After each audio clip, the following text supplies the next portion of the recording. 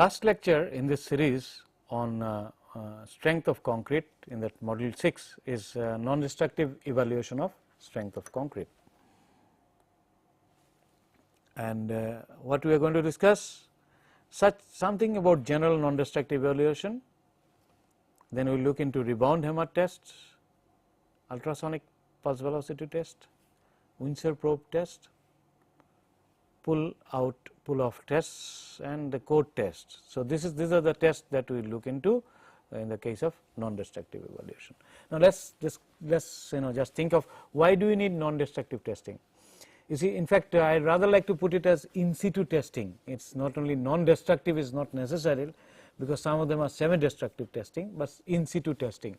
We have seen that we test concrete cubes mainly to find out the potential of the mix, strength potential of the mix, and also for quality control purposes. And strength in the structure is different than that of the cube. So, if I want to know what is the strength of the concrete in structures, then I should do actually non-destructive testing. It can be part of a quality control job, also some sort of routine inspection from time to time, because one may have to monitor the condition of the structure from time to time depending upon the situation. Very important structures one may have to monitor more often than not. And it is not only strength, there are several other parameters we look into condition survey of structures. Maybe their durability issues which we have not discussed so far, maybe their performances against various environment, and so on and so forth. And you can have even continuous monitoring of the structural performance by instrumenting the structure themselves. But anyway, at the moment we are not looking into such bigger issues. We are only looking into in situ testing, mainly non-destructive and semi-destructive testing of concrete for strength. So, it could be part of routine inspection, check, or quality control purposes as well. In precast concrete it can be used, many of these tests can be used for quality control purposes. Sometimes maybe there may be structure might have actually been under distress, it might be under distress, and therefore, one may have to evaluate the structure in situ, may check its stability, and sometime legal purpose. You want to buy a structure building, then you would like to know what is its condition, and therefore you would like to know whether it is stable or not. So, in such situation one has to know the strength, because if you know the strength, take the strength from the structure as determined, as evaluated through non-destructive or in situ testing methods, you find out what is the exactly strength that exists in the structure at the moment, concrete structures we are talking of, and then you do the regular analysis and design and see whether it can sustain the load, expected load that it is supposed to encounter during its service. So, these are the purpose of non-destructive testing or testing in situ. Now, when we like to know the strength in structures, I can't of course smash the structure or destroy the structure in order to find out its strength. So, what do you do? Strength measurements in laboratory you have seen, it is all destructive. You crush the cube, crush the cylinder to find out what is the strength. So, you can't really do that in the structures, although some load tests etc. are there for integrity measurement, but destructive tests are mostly not done. Exceptional cases may be there when you are not going to use it, but therefore non-destructive testing. And this non-destructive testing, many of them would be some indirect measures. That means you measure something and that can be related to the strength or related in some manner. For example, surface hardness of concrete is a measure of the strength of the concrete, even inside concrete, because you measure the surface hardness of the surface. If the surface is hard, it is quite likely that inside itself is also strong, it is hard and strong. So, you can relate surface hardness to the strength. So, it is an indirect way of measuring the surface hardness and then correlating the strength or estimating or getting some idea about the strength from there. One test that is called rebound hammer test is a kind of measurement of that kind. Then I have ultrasound test. Ultrasound test is the other test which is where I have already mentioned in one of the earlier lectures that acoustic or ultrasound sound beyond the frequency range of audible range of frequency. 20 to 20 kilohertz is what we can what is our audible range, what we can hear. So, if you have higher frequencies you do not hear, and that you call as ultrasound frequencies. So, when you pass sound at or acoustic waves at those frequencies, that is what we call as ultrasound waves. And this velocity of this ultrasound waves in concrete again is a measure of the soundness of the concrete. If the concrete is sound, then it will have a higher ultrasound velocity. We have seen that in when we are talking in context of the cracking of concrete, modulus of elasticity, etc. We said that micro cracking takes place, and therefore, if you measure the ultrasound pulse velocity, it becomes lower, and that is again there is a measure of the soundness of the concrete. So, this is a measure of the soundness of the concrete, right. Then we have got something called Winsor probe, which is semi-destructive. We have we actually penetrate, there is a probe which penetrates into the concrete, and lesser it penetrates, better the concrete is. Then we have something called pull out and pull off test. These are all indirect measures. You can insert them in the beginning and try to pull it off, right, pull it out. There are other kind of tests which are called pull off tests, so which are again semi-destructive, and these are again indirect methods. All you do at the surface and try to estimate the overall strength of the concrete indirectly, right. And then we have direct test, of course. Yes, there's the most close you can come to the strength of concrete by direct measurement. The only test, that is core test. So, what you do when you try to find out how good or how bad something is, a structure is, what you do? You take out a sample from the structure or several samples from the structure and test them. So, cores are nothing but the core are the samples. So, you take cylindrical core samples, because that is what can be drilled most easily. So, you have cylindrical drilled core samples, and these samples, core temp samples, you can take out, test them like you test cylinders, and in the same manner as you test the cylinders, and that can give you an indication of the strength. Of course, we know various factors which will affect this strength. So, let us see what is rebound hammer test, give a quick introduction to the idea. Is very simple. It is actually developed in Switzerland, the German part of Switzerland, by one gentleman called Schmidt. And you know, this is a hammer. This is a normal hammer, as it is called. There are different types of hammer. This is called a normal hammer, and as you can see, it has got a mass, hammer mass. There is a spring, and this mass can be released, and it can hit, it may transmit a kind of impact to the surface through this, you know, plunger, through this plunger. So, through this plunger, it actually imparts an impact. Now, when it imparts an impact here, what will happen? The concrete, since this mass is supported on spring, and it will recoil back, it will be rebounding back, and this rebounding back would depend upon how much energy has been lost here, elastic energy loss. In a perfectly elastic collision, if you remember from your school days physics, coefficient of restitution is 1, so it will come back completely back. But if there is some energy loss, because it is all porous concrete, the surface is not hard enough, then it will not recoil back fully. Now, this recoil of this one is measured through a rider, or nowadays, you know, there is a scale, it can be visually seen, it can be connected to a digital system, and you can read it out. There is a readout device in which you can measure the recoil or relative recoil. This relative recoil is given a name called rebound number index. So, it is an index, relative recoil, how much it comes back, how much rebound it takes place, and that's what is you have a relative index here. So, this relative index is a measure how much it has come back, how much energy, you know, if the energy loss is less, then it will come back more.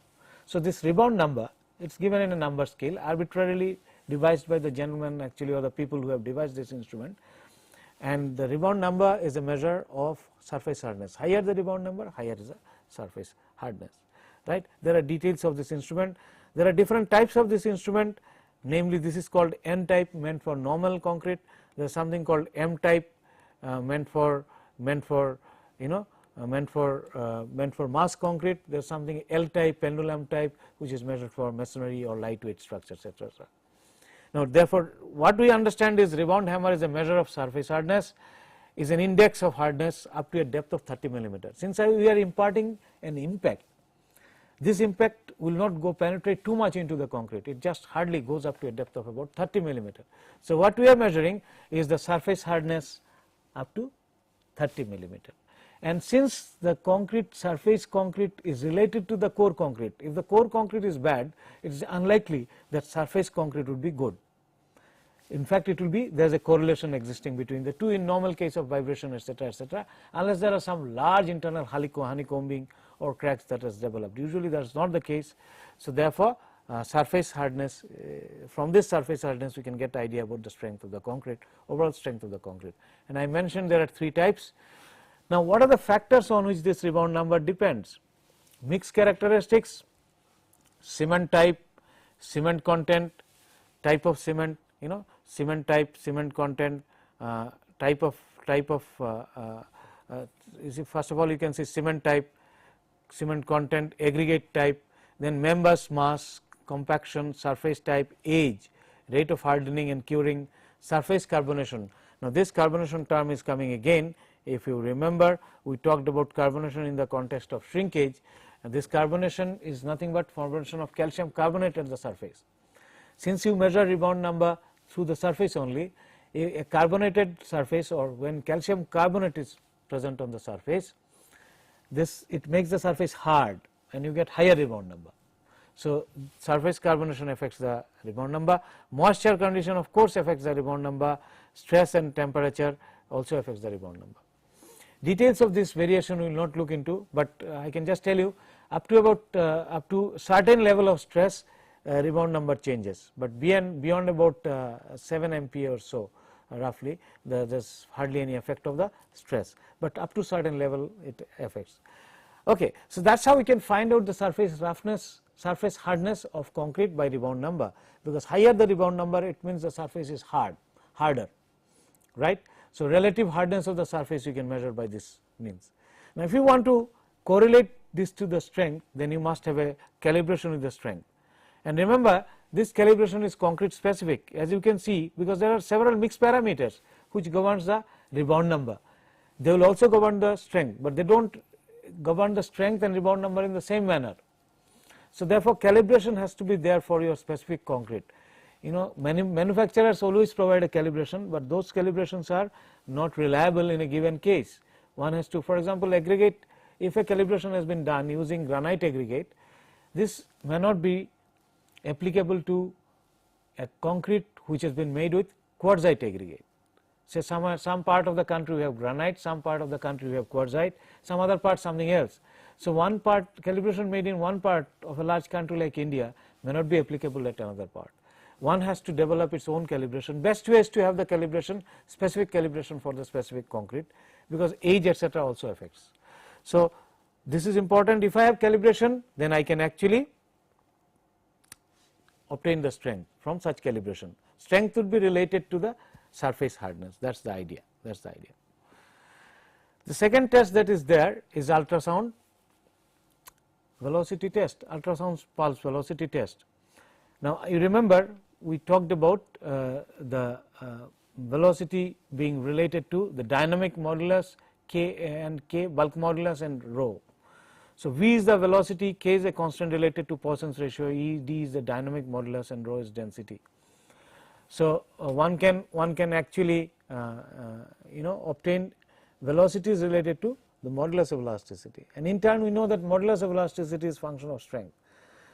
So, two things becomes very clear. If you have higher modulus of elasticity, velocity will be higher, and therefore velocity can be related to strength, because modulus of elasticity, this modulus can also be related to strength. There has to be some sort of a correlation. I mean, it is not simple relationship, just a mathematical relationship we can derive out, but it would be empirical relationship, several varieties of relationship one can develop, exponential, logarithmic, etc. But relationships are not really important for us. We understand that there is a correlation between velocity and strength of concrete. More importantly, possibly velocity and soundness of concrete. If the concrete is dense, sound, even the core concrete, because the velocity is measured, as we shall see, by passing directly, the acoustic wave or ultrasonic wave through the section itself. This is direct, this is semi-direct, this is indirect. Okay. So, what you do? You have a transducer, you have a receiver, you have actually a oscillator which would generate the frequency you want, convert into electrical pulses, and which finally will be converted into acoustics pulses through the transducer, and this transducer, the acoustic waves that is transmitted is received here. We have a time measuring circuit which will tell us what is the time, and in modern instruments all these are combined together. If it would just fed in the data of what is the length, and the digital system will tell you what is the velocity. If it is a direct length, then it will ask you what is the length. This length, if this length is known, then is fed into the instrument, it will tell you what is the velocity. If it is an indirect measurement, then this length has to be fed, or these two lengths are to be fed, and it will tell you what is the velocity. Semi-direct, this is called semi-direct, where the velocity will travel along, the wave, acoustic wave will travel along this direction. So, this distance has to be fed into the computer or fed into the instrument to find out the velocity, because time of travel through this distance will be measured. In indirect measurement, of course, you place the transducer here, receiver here, and you can find out the velocity, but this is highly inaccurate. This only gives you velocity of the surface wave. Well, details are not really necessary for us, but this is the reliable method of determination of the ultrasonic pulse velocity. And higher the velocity, sound is the concrete, in the sense that there will be less voids in the system, because we can also understand the velocity of sound, velocity of acoustic wave, mechanical waves in air is much lower than the solid. So, you have a lot of air voids, it would show you lower velocity, right. So, that is the idea. In fact, if you have steel in concrete, reinforced concrete, then steel will increase the velocity, air voids reduces it. So, soundness of the concrete, overall voids in the concrete, what is the quality of concrete, that can be easily judged through this, and this can also be used in indirectly predicting the strength together with the rebound hammer. Right. When you have indirect measurements, actually what you do is you have the transducer point here T, then several X points you can have, X1, X2. These are the receiver points, receiver point 1, receiver point 2. Over the surface, you put the transducer here, receiver at this place, receiver at different place, and go on measuring the time of travel, and then you can plot the spacing of this. This is the spacing X1, this is the spacing X2, and corresponding to spacing you can plot the travel time, and if you will get a linear line. The 1 over the slope of this will give you the velocity. This is usually measured in microseconds in old instrument. In new instruments, of course, you can feed in this data of spacing, and it will straight away calculate and digitally read it out for you. So, velocity can be calculated from indirect measurements also. This is from a typical travel time versus spacing curve for a slab, one dimensional measurement. But remember, this gives you very low velocity values, not at all reliable. Manufacturers quite often tells that you can increase the velocity by 5%, but this is not very reliable. Should not be used for strength prediction, can be used for comparison purpose of two concrete, that is all, because these values are very low, and does not give you the proper indication of the overall concrete, because it does not go through the total core of the concrete, total internal, it does not go inside the concrete, whereas a direct measurement, the acoustic wave passes through and through. So, you get full information about the full section. So, this is not very reliable, but this is how you can measure the, in case you have to do, then you can do it for comparison purposes. What are the factors which influence the ultrasonic pulse velocity result? Temperature, stress history, path length, moisture condition, reinforcement, and calibration of strength together with rebound number is possible. You can have a multiple correlation. You can have strength as a function of ultrasonic pulse velocity and the rebound number, and from such correlation you can predict the strength reliably for a given concrete, because various factors affect both ultrasonic pulse velocity as well as rebound number. The Indian standard codes are mentioned here in Word 3311 part 1 and 2. These are the Indian standard code meant for ultrasonic pulse velocity and rebound hammer test, right. Okay, just for how do you measure, just to reintroduce this ultrasonic pulse velocity measurement here. You have the transducer here Tx, and this is the concrete section. This is here we have the receiver, that is the direct measurement, and this is the length. So, if t is the tau is the microseconds time of travel through this, L by t is simply the velocity, and of course, most of the instrument these days, modern instrument calculates and gives you these values. So, that is what ultrasonic pulse velocity is, and it can be used for measuring soundness of the concrete. We will see some issues related to interpretation. A third type of test is called Windser probe test. Now, here we have a gun actually, it simply looks like a gun and it has got probe, the bullet is nothing but the probe. So, this probe, this Windser probe, the gun is actually just fixed to the brought close to the surface of the concrete and is fired. What happens? The probe penetrates into the concrete like this, because fired with some energy and it penetrates into the probe. Probe penetrates into the concrete and causes actually partial failure zone will be there, compression valve, etc., etc. It causes compression, there will be some spall area, breakage of the concrete, because it will penetrate through it, it will penetrate through it will penetrate through the concrete, it will penetrate through the concrete. So, there is a this. Now, if a concrete is good, it will penetrate less. If a concrete is relatively not so good, the surface concrete we are talking about, it is again the surface concrete only. So, penetration resistance of the surface concrete is what we are measuring. First case, ultrasound rebound hammer, we measured the surface hardness of the concrete. Ultrasonic pulse velocity, when we are measuring the soundness of the full section of the concrete, its kind of voids or solids, solidness of the concrete of the full section, and this is again penetration resistance of the surface concrete we are measuring. So, the unpenetrated length of the probe is a measure of the strength of the concrete. So, for example, exposed probe length can be plotted against the strength and calibrated against 100 millimeter cube compressive strength, and that is what is the kind of calibration one gets, like some kind of aggregate and some other kind of aggregates, etc., etc. So, you can have calibration curves again available for you. So, unpenetrated length or exposed probe length is a measure of the strength of the concrete, or can be correlated to the strength of the concrete. This is one measurement, but this is semi destructive because it actually spoils the concrete a little bit, top surface concrete. Then there are tests called pull out test. Now, here what you do is you put the inserts right in the beginning, like inserts like this are put in right in the beginning, So, you have this portion, you have to actually insert them in the beginning itself, and this stem of course can be removable. This is the formwork. So, put them right in the beginning, they are there in the beginning, and you can remove them, and later on what you do, use this same one which is about 25 millimeter, just to show you the order, 25 millimeter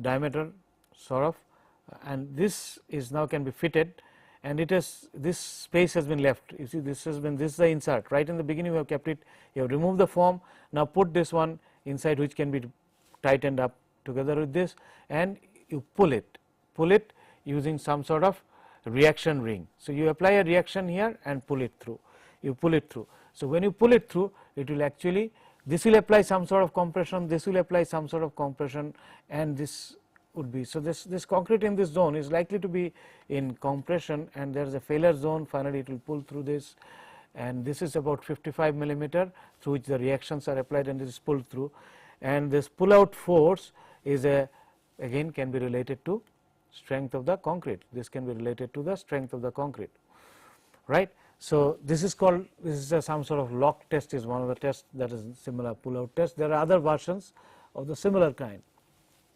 and you can again, the force that is required to pull it out is a function of the compressive strength of the concrete. So, you can correlate the force that is required to pull it out, the force, lock force, you can correlate this with the strength of the concrete, and this is the this for different aggregate. For example, this is natural aggregate up to MS of 38 millimeter, right, which is about 2.5 inch, that is what it is, and sorry, 1 1.75 of an inch, that is what it is, because 38 millimeter, that makes it actually 1.5 inch, and this is for this is for lightweight aggregate. So, you can see the lock force can be related to compressive strength of concrete, right.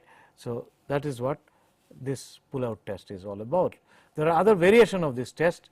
For example, Capot test is one, and these tests are actually now getting popular. The Windsor probe test and this test were not so popular, being semi destructive, but Capot test and this test are now getting popular. Some of these tests are getting now popular, because some of this test has been shown that it is possible the calibration may be universal. Calibration with compressive strength may be universal, but however, these are to be still, research works are still needed. Now, Capot test is a modification of the pull out test, that lock test that I mentioned earlier. What is done in this case is in the previous one, you have to have an insert kept in the beginning, right during the time of construction. So, the strength, you should be planning for the strength test. You can use that for strength development test, how the strength is developing with time. You can use it for that purposes, or if you that becomes a useful way to use that particular test, or at any time you want to find out the strength. But in a distressed structure or structures where you want to just now see already built up structure and you have not put in any insert there, how are you going to do? How are you going to use this test? This test, Capot test, provides such a solution to such a problem. So, in that case, what is done? You drill a hole through it, and then there are means by which actually you can widen this hole here, and then you have a steel ring fitted here, So, then you can widen this ring, and this ring can be pulled now through this jack operated rod, and you have rings, reaction rings. So, in an actual structure you can do this, actual structure, later on in situ you can do this test. Sizes you can see 25 millimeter, this is about 40 millimeter or so, right. So, it's a small portion where you drill a small hole and then you can use this one.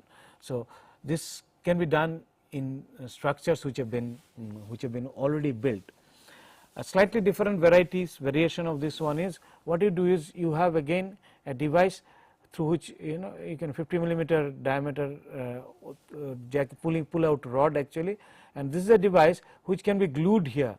So, you have a strong epoxy resin bond here, adhesive you put and bond this plate or disc here, and this can be pulled out. So, when you pull it out, the failure will be something like this, in a way that it is actually there can be a tension failure, there can be a tension failure here, and it will give you some idea about the tensile strength of concrete. A slight other variation of this one could be that you drill a partial core here, do not remove it, and glue this with epoxy here and then pull it. So, then the failure would be taking place somewhere there. So, this is called pull out test and pull off test. There are some variations of these ones, and one can relate the strength to this sort of indirect measures. Now, so far we have discussed about the indirect tests. One direct test is the core test, and this is the most reliable, but unfortunately there are two problems.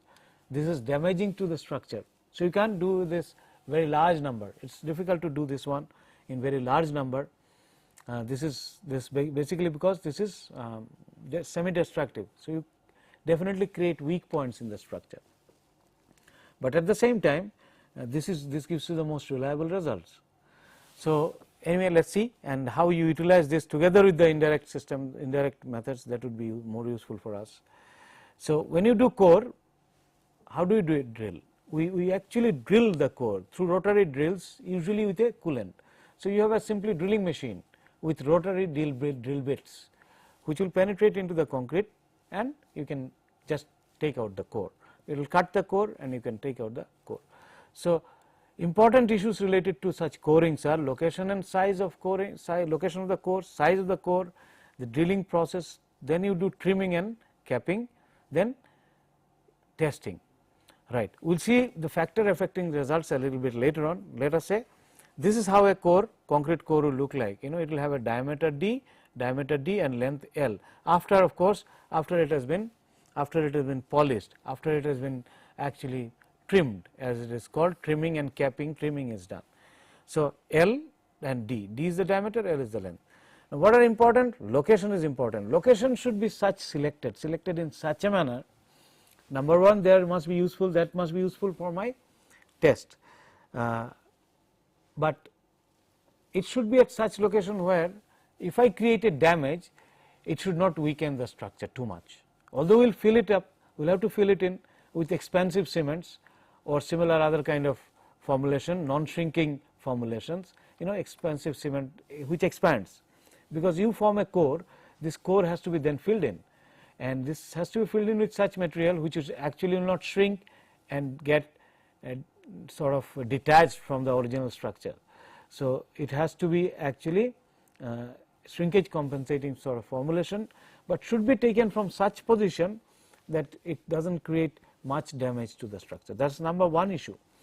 Number two issue, of course, is it must be according to the general principle of location selection of the non-destructive testing. What I mean to say is, we shall see later on that strength of the concrete varies depending upon the location of the structure for its bottom or top, so or middle. So, one has to take care of that sort of situation. Strengths are not same, and accordingly you must take it at random manner if you are interested in the overall behavior, and accordingly one must select the location. Size of the core should be minimum 3 times more than the diameter. This D, least dimension, should be more than 3 times the maximum aggregate size to have it representative. Otherwise you can do it, but you have to do large number of cores. For example, if you take 50 millimeter core and you have 20 millimeter aggregates, then you may have to test 9 cores instead of testing 3 cores to have representative results, to have sort of representative results. So, size of the core is important. Minimum size should be, minimum dimension of the core should be 3 times, more than 3 times the maximum size of aggregate in the concrete. So, that is how we select the size. For example, 40 millimeter aggregate size you can't use 3-inch core, 75 millimeter core you cannot use. You have to use at least 150 millimeter core, and so on. Drilling is usually done through rotary machine, as I told you. So, this rotary machine drills the concrete and cuts out this sort of shape, although it will be undulated at bottom and undulated at the top. You will get some sort of surface, of course, the surface you will get like this, bottom you might get something like this. Once you have obtained the core from the surface, because essentially from the surface you will get, sometime in slabs you top finished surface, so you will get somewhat undulated, bottom definitely you will get some sort of undulated. Then you trim it off, cut it off by concrete cutting machine, diamond cutting machine. These drill bits are also diamond drill bits usually, and then trimming is done with this. Now, while drilling you usually use can use water cooling or air, or oil cooling. Now, where water can contaminate your concrete for chemical test, then one has to be careful regarding the cooling material, cooling fluid that is, or liquid that is used. Right. Now, trimming you do and you get polished surface like this. It should be plane parallel, as we have discussed earlier, for strength of concrete, compressive strength of concrete. However, and L by D ratio, most of the codes specify this minimum L by D ratio should be 1 and maximum to 2, and we have understood why L by D ratio, how strength varies with L by D ratio. So, minimum specified is 1. Now, supposing you are not getting 1, or some or other you are not able to trim it, then you can do capping, but capping must be done with the standard material specified in the code. For example, if it is specified high alumina cement, it should be high alumina cement. If it is specified sulfur cement, it has to be according to that. So, high alumina cement we have seen is the strongest capping, whereas sulfur is somewhat lower. So, specific capping should be used, and it should be used uniformly throughout, and strength should be correlated accordingly, because strength would vary depending upon if you have done capping with some other material or not. Then testing is done in a standard manner. Now, let us see what are the factors which affect this test result. Obviously, concrete characteristics would be affecting the strength result. Lambda, which is L by D ratio, we have understood now L by D ratio, because there will be Platon effects which we have mentioned earlier in connection with concrete strength, and we had curves and relationships which tells us how the strength would be, how the correction factor for L by D ratio. Normally, standard cylinder is L by D ratio equals to 2. So, we have correction factors for any other L by D ratio, and we should not test a core which has got L by D ratio less than 1. So, this affects the strength. Size effect, large size of course could have smaller higher strengths. Large size will have smaller strength, small size will have higher strength. We have seen such variation, and direction of drilling has got some effect. If your direction of parallel to the casting, drilling is done parallel to the casting, that is horizontal drilling, or if it is done vertically, then strength differs as much as by 8%. Some relationship we shall see. So, this direction of drilling has got a role to play in core.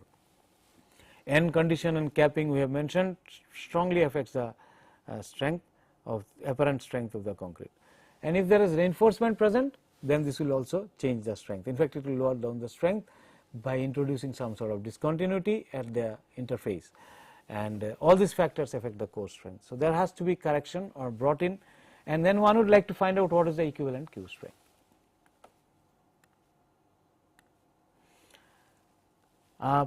This is the formula given in British code. The in situ cube strength, we distinguish something called in situ cube strength from standard cube strength. We have mentioned that strength in structure is different than strength in the standard cube. So, standard cube strength is much higher, usually higher, and in design this is taken account of.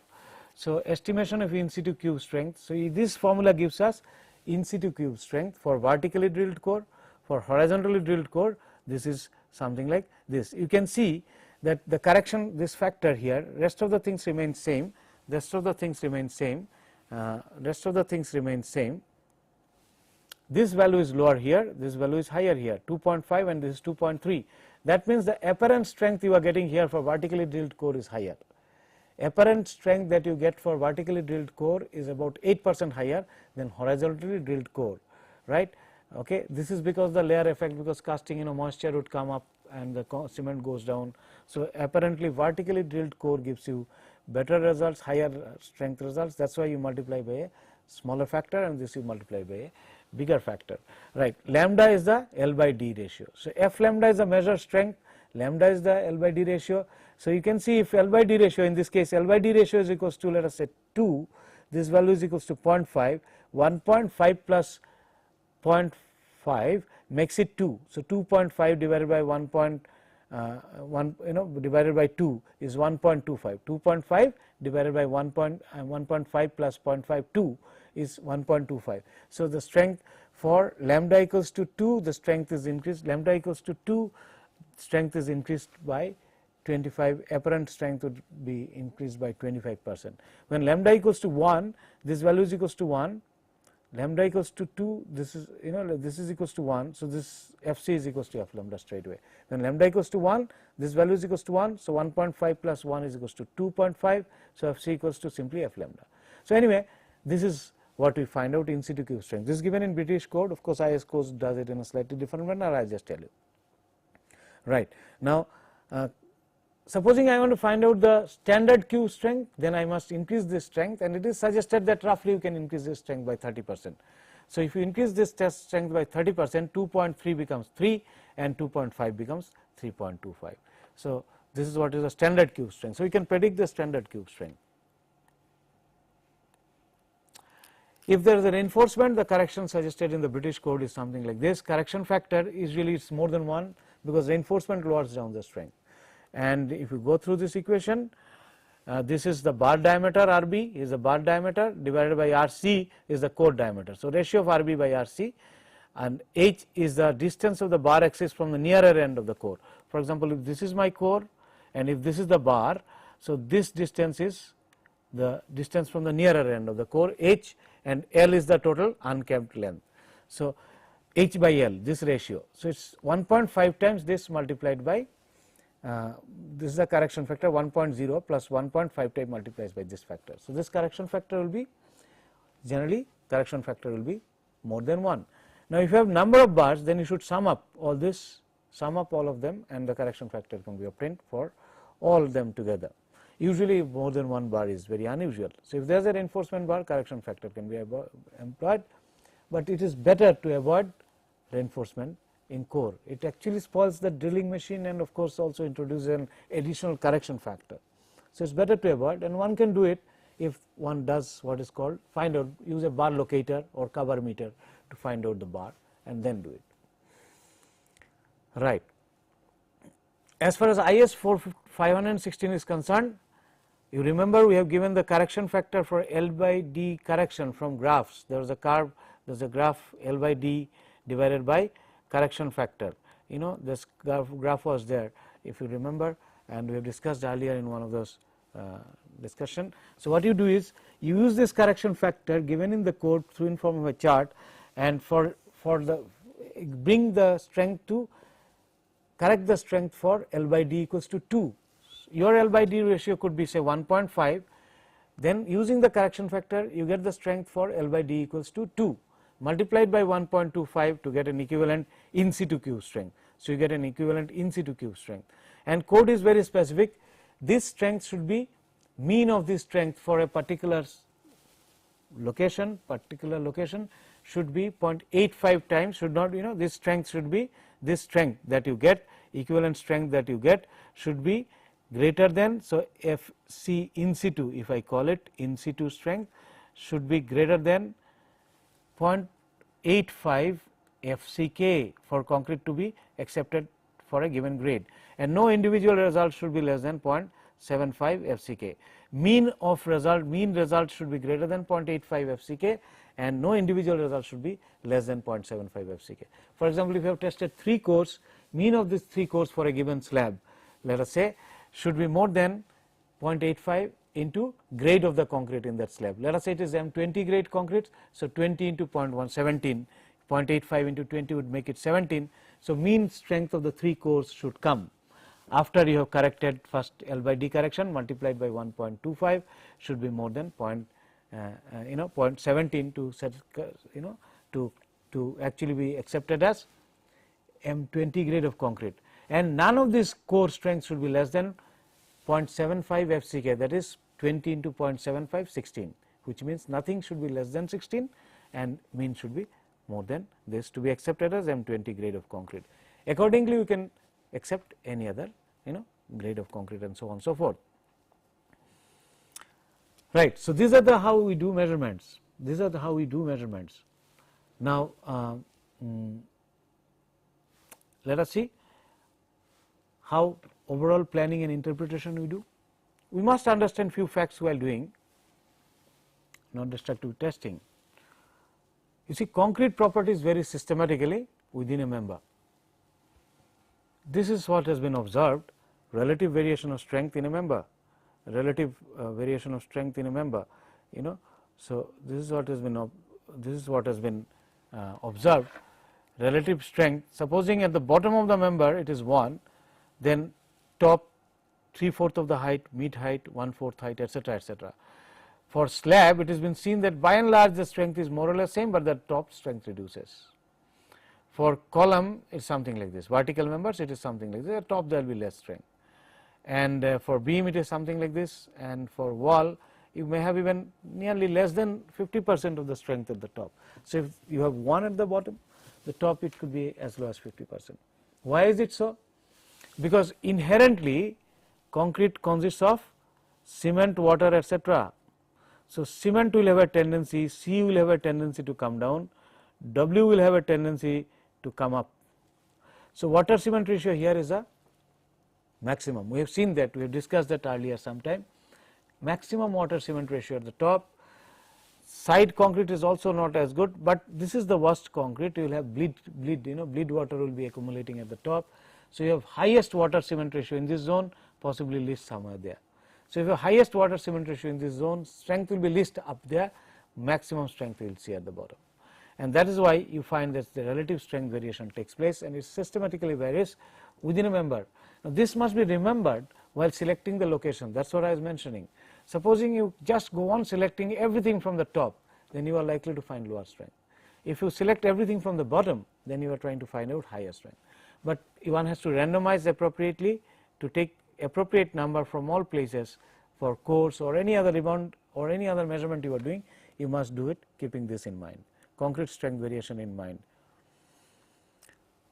right. Concrete properties vary systematically in member, and this has been recognized, and you can see this again comes from British code. You know, this is the finding is from, it comes from British code, that if you have M35 grade of concrete, mean cube strength will be 40 to 43 MPa. M35 grade of concrete, target mean strength is higher, we know, because of there will be, you know, this is 95% characteristic strength as we call it. If you remember, when we defined the grade of concrete, we said 95% of the time the cube strength should be exceeded, that strength should be exceeded. So, for M35 grade of concrete, cube strength should be exceeded 95% of the time, it should exceed 35, only 5% of the time strength can be lower than 35. So, the mean strength is much higher, because mean strength corresponds to that strength which will be exceeded 50% of the time. So, 43 MPa would be mean cube strength. Now, you see the top and bottom of various members, column would be something like this, wall would be something like this, beam would be something like this, and slab would be something like this. In fact, what we saw in the earlier diagram was relative strength between bottom and the top, but bottom strength itself is much lower than the grade of concrete. So, for example, in case of slab of M35 grade, you might find the bottom strength itself is 24 to 28, and top would be much lower. As we go up, it will be constant throughout, but at the top it will be somewhat lower. And in case of wall, we have seen, okay, here the bottom is of course more or less close, even slightly higher than the grade of concrete, you know, somewhere close to this, but this is nearly half. This is nearly half of that, you know, 38. So, half is about 19 or so, nearly half. And beam in similar 40 to 48, you get bottom quite high, but the top somewhat less, and column it is something like this. So, this is how the strength variation takes place within the member, and this one must keep in mind while selecting location and after doing the test during the interpretation time as well. So, location of the test you must keep in mind. Just so the, you know, concrete properties vary systematically. This has been shown through another diagram also. For example, you know, it is something like this. The bottom, I mean bottom would show somewhat higher strength in cylinder and concrete, cylinder and concrete, you know, it is showing that core to equivalent cube you find out, core to equivalent cube you find out 1:1 core, and this is the bulk concrete and cylinder and cube strength. Okay, this is what is the same thing what we have seen earlier, it is shown in a slightly different manner, same thing. So, this has been understandable that concrete strength varies systematically within the member. Right, we will come to interpretation. Number of tests, although I have not really included the number of tests, the statistics behind number of tests in this discussion, but I would like to mention here the number of tests you want to do in a structure depends upon how accurately you want to determine, how reliably you can want to determine. More the number of samples you take, your accuracy will improve, your error of estimation will be less, you will be close to the true value, but it will increase the cost also, some cases damage also. So, the number of tests to be done is a function of damage, cost and the accuracy, you know, it is a compromise of all this. So, you know, this is a compromise of all this. So, number of tests we do is a compromise between all this, you know, number of tests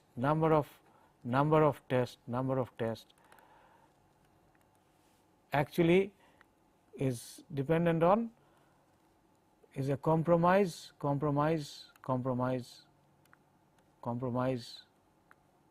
of accuracy,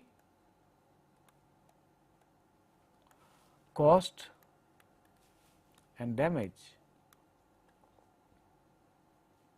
And there is a whole set of statistics behind this, how we choose this, but at the moment we are not looking into that, at the moment we are not looking into this. But you know, locations we have discussed, not in details, but some idea. A number of tests are selected in this manner. The problem is the person, the agency who is trying to do the test would like to do as many tests and as many numbers as possible, whereas the owner or the client would like to do as least as possible, because the cost is involved.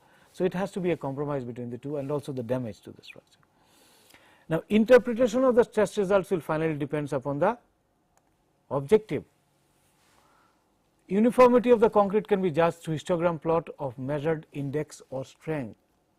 Supposing I just want to find out how uniform the concrete is the source of concrete is 1, it is a uniform concrete, I can plot a histogram plot and I can find out whether concrete is uniform or not. If I want to find out the strength, then of course I have to have correlation, but if I am just interested in degree of variability, then standard deviation and coefficient of variation I can find out, some statistical measures. At the moment we are not doing this exercise, but we know that this is how we could do it. For our purpose in this discussion, we must know that we can do all this interpretation we can do.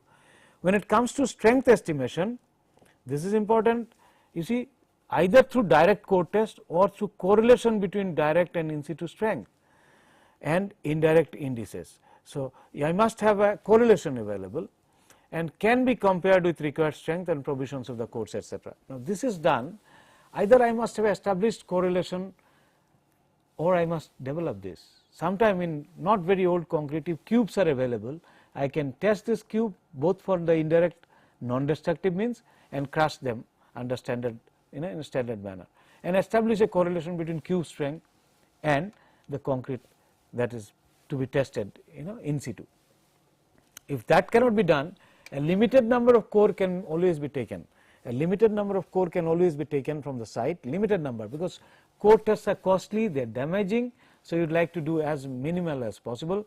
You can do a limited number of core and establish a correlation with the indirect index or indices, and using this correlation find out the strength, estimate the strength all over the structure by doing large number of indirect tests, because indirect tests are not damaging, particularly rebound hammer and ultrasonic pulse velocity test, they are not damaging, and you can do this test, and if you have a correlation available, using this correlation you can predict the strength. Remember, this strength correlations, the strength prediction will not be very accurate, plus minus 20% is still acceptable, but you will get, you can predict the strength by doing less number of code tests and using those code test results for calibration purpose, then do large number of indirect tests and estimate the strength from the indirect test result using that correlation. Okay, but that correlation has to be concrete specific, right. So, this is how strength can be actually estimated in situ in structures, and then check it with the provisions that is available in the code, like I mentioned 0.85 times FCK, the mean strength should be, no individual result should be less than 0.75, etc., or some other codes gives you elaborate way of doing it. Some cases, of course, diagnosis and projection of the future damage can be also our purpose, but then we are not looking into, in this discussion we are not looking into that, we are looking only to prediction of strength. Uniformity can be judged from ultrasonic pulse velocity. It can be judged from ultrasonic pulse velocity test. It can be judged from ultrasonic pulse velocity test like this. You see, as per this code or many other codes, if you have direct measurement, ultrasonic pulse velocity by cross probing, that is direct measurement measured in kilometer per seconds. If this value is more than 4.5 kilometer, you can say concrete is excellent, which means that it is compact, it is solid, sound, no pores, no compaction pores, it's a solid concrete, it's a solid concrete, no honeycombing, nothing, it's a real sound concrete and quality is excellent. If the velocity is between this, then you can call it good. If the velocity is between this 3 to 3.5, it is medium, and below 3 is doubtful. It is doubtful, it is not rejected as yet, it is doubtful. If you want to reject it, you may do some more test and then reject it. You do some more test and reject it. So, this is one thing one can do as far as ultrasonic pulse velocity test is concerned, and determine the ultrasonic pulse velocity test is concerned and determine the quality of concrete. So, first thing you can find out quality of concrete, how much quantity of concrete, how much area the concrete is of excellent quantity, and if there are one or two doubtful quantities, doubtful qualities or not. If it is doubtful, do further test. Then you can use histogram plot I mentioned to find out whether the concrete is uniform or not. Now, a uniform concrete will show normal distribution behavior. You plot histogram, for example, here it is shown for strength, here it is shown for strength. Strength range from 2 to 4.6, 4.6 to 7.1, and similarly something like 19.9 to 22.2. It is actually an structural concrete where measurements were done, and you can actually this class intervals, number of class intervals you can determine from statistics using right kind of formula, which I am not discussing here. But once you have done this, classified total data range from 22.5 to about 2 has been divided into number of classes, class intervals as we call it in statistics, and in each class intervals how many samples are there, that you can plot, which you can call as frequency histogram. And knowing the frequency histogram, if this is showing one peak, that is a normally distributed, so uniform distribution, uniformly one peak, normally distributed one peak. So I say it is a uniform concrete, it has come from one source, because nothing, it will have still some variation about its mean. But supposing I would have got, instead of this I would have got something like this, and there are nothing here, and then something like this sort of curve. It means if there are two distinct peaks, that would have told us that concrete has come from two different sources. And if it is all unsymmetric, all sorts of haphazard sort of thing, that would tell me that concrete is totally non-uniform. So uniformity of the concrete, uniform means it has come from one source, nothing about strength. Quality is sound or not, that I can find out from ultrasonic pulse velocity, and by plotting histogram, making histogram plot for either ultrasonic pulse velocity, rebound hammer, or even strength, I can find out whether the concrete was uniform or not, so it must show a normal distribution behavior. Compressive strength estimation. Well, compressive strength estimation, if I have to have a correlation available, and if I have just a rebound hammer correlation, this is not a very good correlation. As you can see, R square, you can just get it in Microsoft Excel. So x axis is, this is a strength versus rebound hammer, x axis is actually rebound hammer, y axis is strength. The correlation has been obtained, and this correlation is a one dimensional correlation. One can obtain this correlation from some data, and for example, if this is your rebound hammer, this is your rebound hammer. For example, if this is your rebound hammer, this value is the rebound hammer, then strength can be found out. So correlation has been established. Once established correlation is available, you can use this correlation to find out a rebound number is known, you can predict the strength. Now, when you have combined correlation available for rebound hammer and ultrasonic pulse velocity, combined correlation available for rebound hammer and ultrasonic pulse velocity, then you can find out the strength from this sort of a combined correlation. Say this side is rebound hammer number, this side is ultrasonic pulse velocity. Compressive strength line, this is 40 line, 95, 35, 30, etc., etc. For example, if I have a value of 3.5 kilometer per second and 31 is the ultrasonic rebound number, from this correlation I can find out the strength is this line, which is actually 21, 19, 18, 17. So I can actually predict the strength when such a correlation is established, right. So that is what it is, and that is how we can determine the strength of concrete.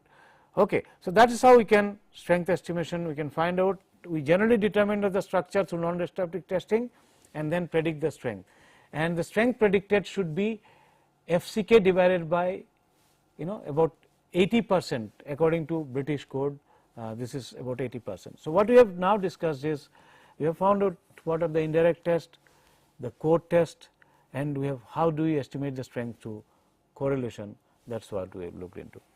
So I think with that, actually non-destructive testing, we conclude non-destructive testing. Thank you very much for being with us.